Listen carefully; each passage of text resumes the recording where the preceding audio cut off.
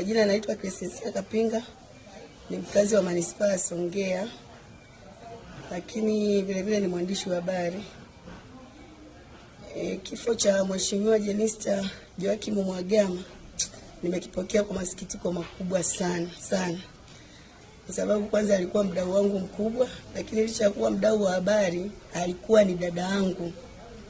Yaani ni dada yule ambaye dada yangu amenilea, ambaye alikuwa ananirekebisha. Nikienda alijojwa ananiambia pita hivi, pita hivi.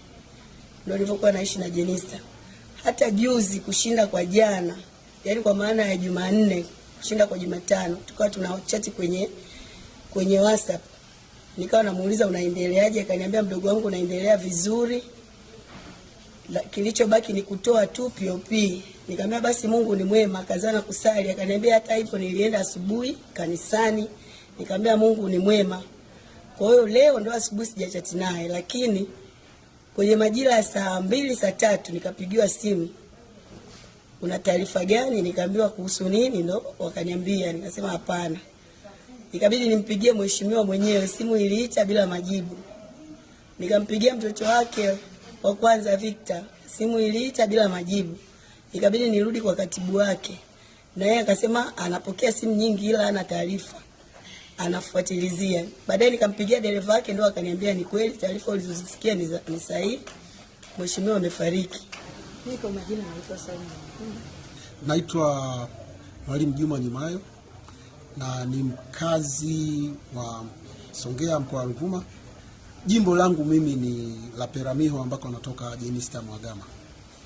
Tumepata kwa mshtuko mkubwa msiba huu, na kwamba kila mmoja alikuwa anamuogopa mwenzake kumwambia kwamba kweli Jenista mfariki. Lakini kwa kuwa ni masuala ya Mungu, basi tumeyapokea, lakini tunalipokea kwa maumivu makubwa. Na Jenista sisi tutamkumbuka na tutaendelea kuishi maono yake. Jenista alikuwa mshiriki mzuri masuala ya kijamii. Kwa hiyo tulikuwa tunashiriki vizuri masuala ya kijamii. Mimi nikiwa kama admin wa kundi la Jimbo Songea mjini, niliweza kuwa kila nikipata fursa ya kutaka watu wachangiwe wenye matatizo na shida maalum, kama ni watoto, kama ni watu wenye uhitaji, mimi hiyo kazi nilikuwa naifanya. Jenista alikuwa anatusaidia sana. Na isitoshe hata jana nimeambiwa na dada mmoja kwamba jana hii kabla hajafa amechangia shida ya watoto ambao wanaishi mazingira magumu.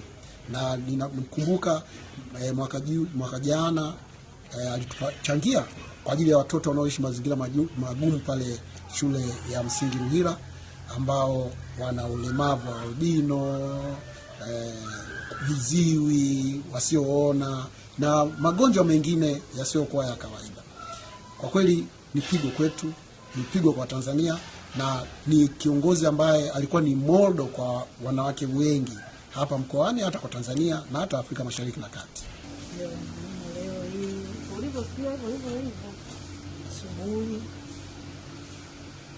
ikiwa kati tunapokea simu za watu mbalimbali, lakini hapa hawajui kipi ni kipi, kwa sababu na mimi sijui. Lakini baada ya kuna barua ya bunge, maana nikaona hiyo bila kujiridhisha, maana nikasema barua hizo watu wao wanazitumia. Niliingia kwenye website ya bunge, nikaona ni sahihi. Basi mimi nikakonfirm kwamba Mheshimiwa Jenista Mhagama, ambaye mimi ni bibi yangu, mlezi wangu, lakini bosi wangu kazini, kutoka nikiwa mtendaji wa kijiji, kupata hizo taarifa kwa Mungu. Kwa sababu mimi ni familia, kiacha mambo ya kazi, kawai hapa nyumbani kwa ajili ya kuweka taratibu nyingine vizuri.